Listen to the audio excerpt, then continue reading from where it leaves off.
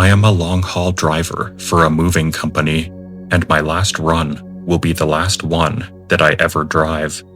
I'm from Minnesota, and I was on my way to Portland, Oregon. The first 2 days driving was fine, a little tight on time, but fine. The third day, I will never forget. I had run out of time to find a hotel to stay at in Montana, so I had to sleep in the truck. It's not a sleeper cab, just a box truck. I had done this before, so all was fine.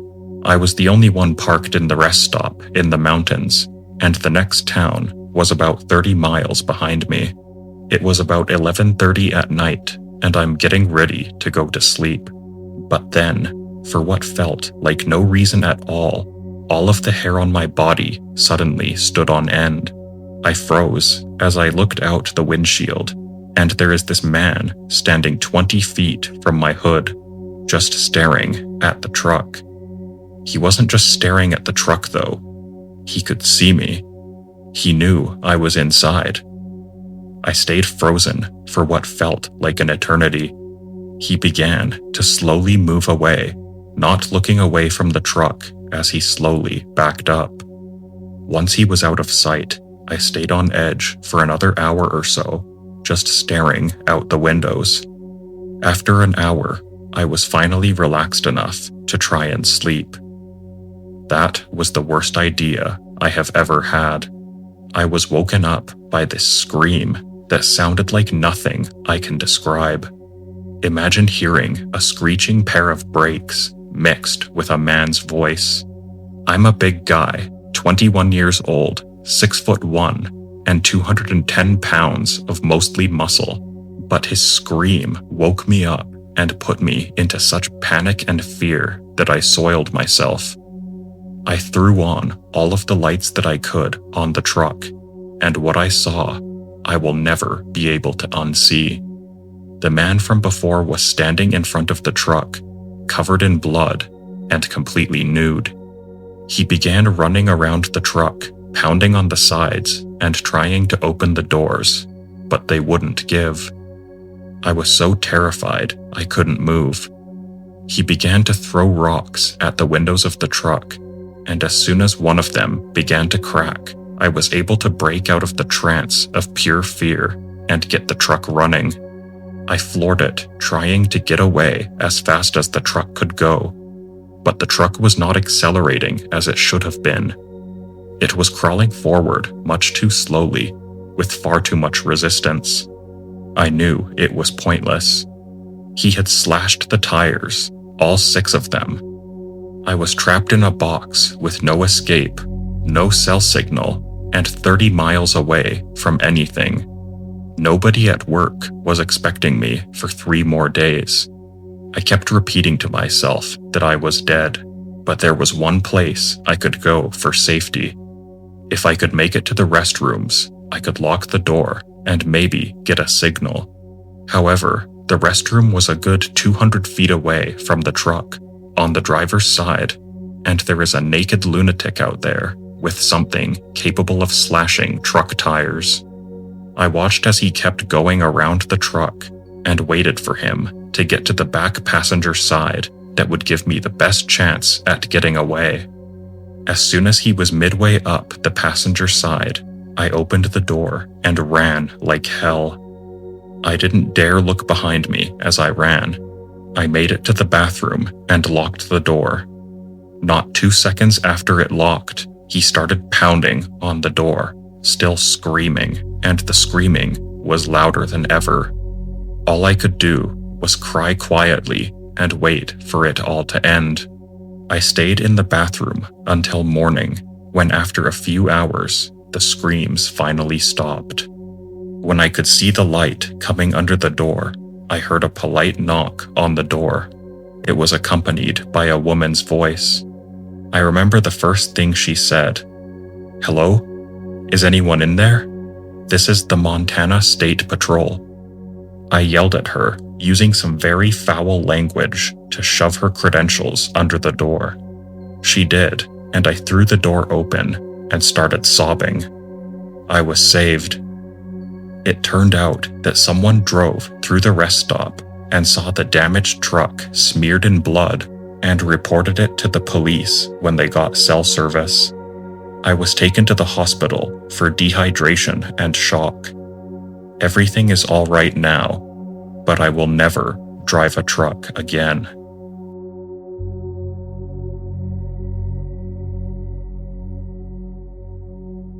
This story takes place in August of 2013 in the mountains of southern Oregon. I am a U.S. Air Force Security Forces airman, basically a military cop. My girlfriend was at work, and as a swelteringly hot day began to turn into thunderstorms, my buddy Nick, also a military cop, and I decided to explore some back roads and get out of the heat in town. Southern Oregon is crisscrossed with logging roads, some actively used and many totally forgotten and grown over.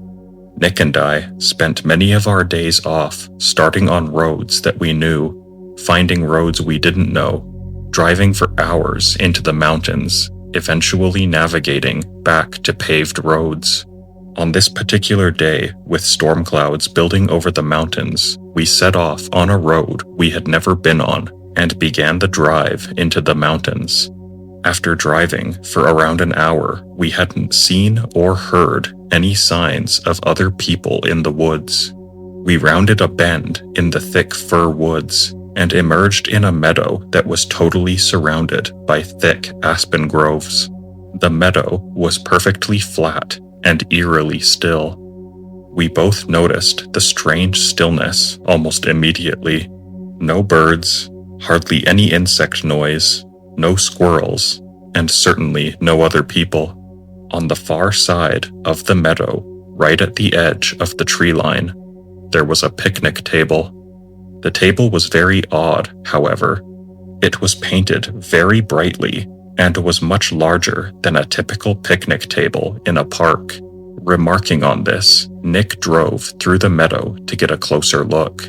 I remember being apprehensive as we approached. The whole scenario was exceptionally strange. The overall silence of the aspen grove was unsettling. Also, it was nearly impossible to see far into the trees as aspens grow extremely close together. When we parked by the table, I hopped out of the passenger seat of the truck to check it out. I'm not very tall, only about 5'5", but regardless, the table was ridiculously oversized and practically unusable. The seats were nearly at chest level, meaning I would have to climb up to even sit on them.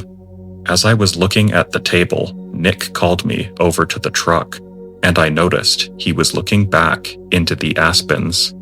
At first, I couldn't see what he was looking at, but then I noticed a splash of color that was completely out of place in the thick trees.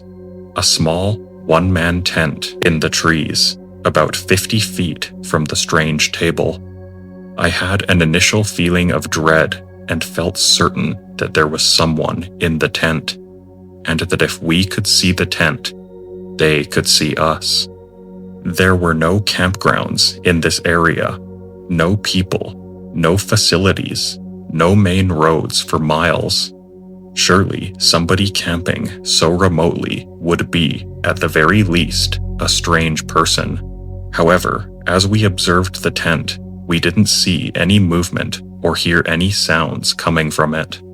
Nick suggested I call out. I didn't want to, but I did. "Hey, anyone in there?" I yelled.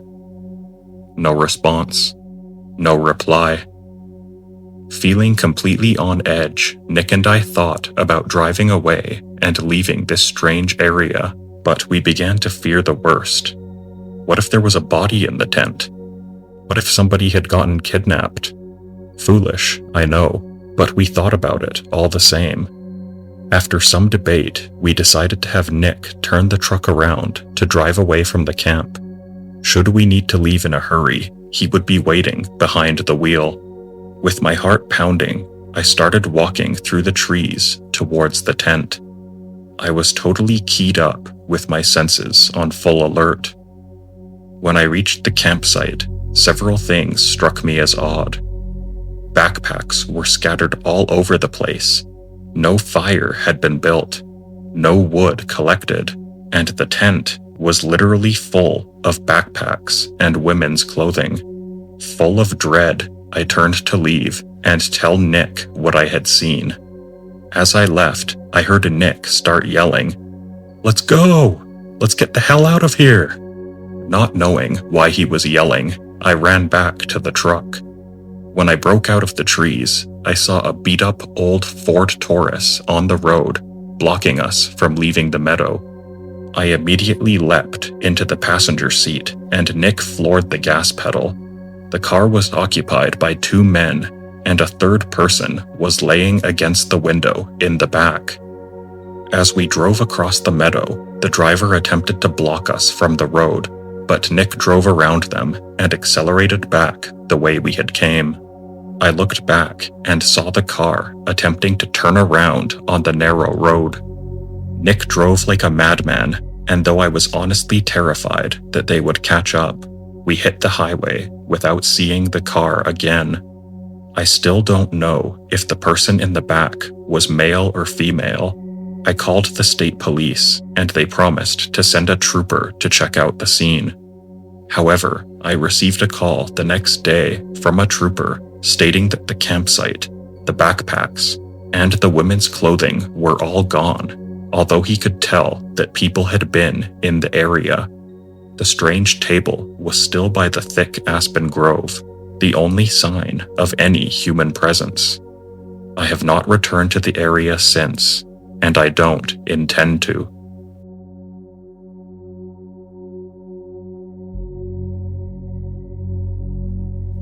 Near where I live, but far out into the sticks, there's a glorified gravel path in the woods called Rube Hill. It runs maybe 3 miles long, and only a half mile of it is paved. On the south side is the pavement, with a few old but otherwise normal houses dotting it, deceptively average at that point. Then the houses end, the pavement ends, and the gravel road shoots up a steep hill.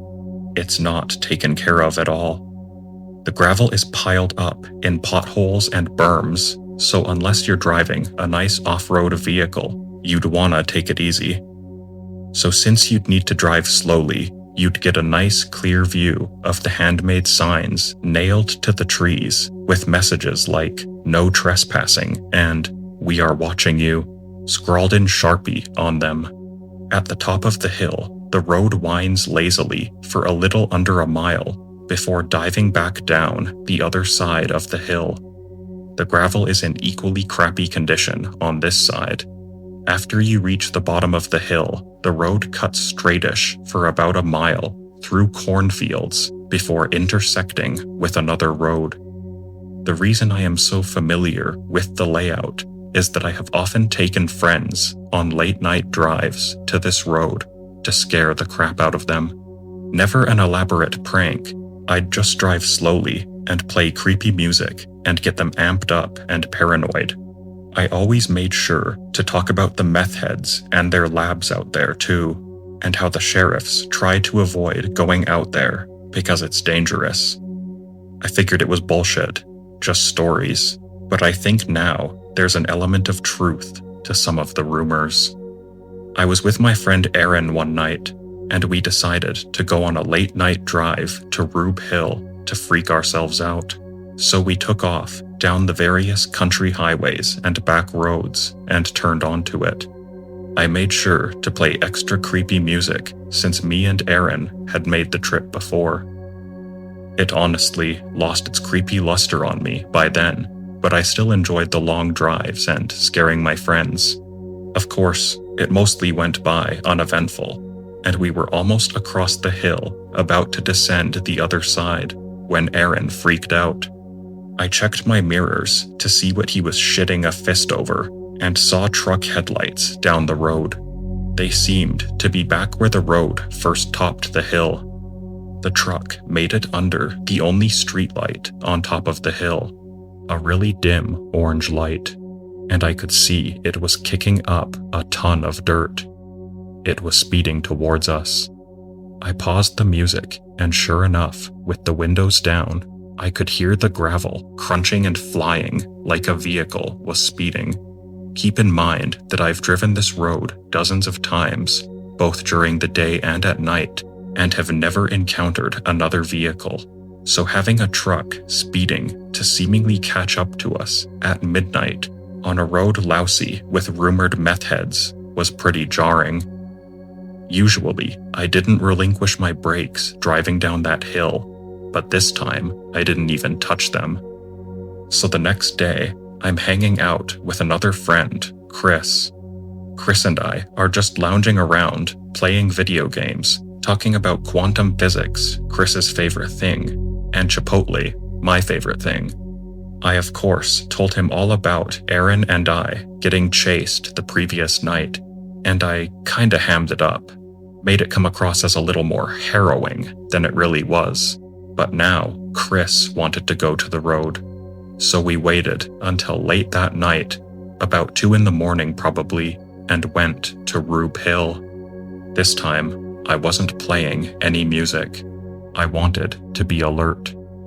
It was all going quite normally, just like usual, when I slammed on my brakes. I threw the car in park and just said, you see that too, right? I looked at Chris. He was just as confused as me, and he just nodded. My headlights were clearly illuminating a thick metal cable stretched across the road. On the right, it was wrapped around a tree at what I'd guess was roughly head height for a standing adult, and it was pulled tight across the road and anchored to a fence post at roughly chest height. I had no idea what to make of it or how to react when I heard gravel being thrown by tires. I checked my mirrors, and sure enough, truck headlights were tearing ass down the road from behind us. I started freaking out. My breathing and heart rate were out of control, and I began sweating. Chris just swore under his breath quietly. I threw it into drive, pulled as far to the right as I could, and my low-sitting car slid under the cable with a loud metal-on-metal scraping noise. I cringed as I heard the scrape, but I wasn't about to sit there and get deliveranced. So again, I flew down the hill, and this is the creepy cherry on the sundae for me personally, because Chris didn't see it. As we left the tree line and entered the cornfields, I glanced to my right, past Chris, and briefly caught a glimpse of somebody standing about 3 or 4 feet back in the corn. I just felt my stomach scrunch up, and I floored the accelerator. I glanced in my rearview mirror and could see a man standing in the road behind us, illuminated by the moon and my tail lights. He had a long object slung over his shoulder. I couldn't tell if it was a cane or maybe a rifle, but I didn't stay to find out.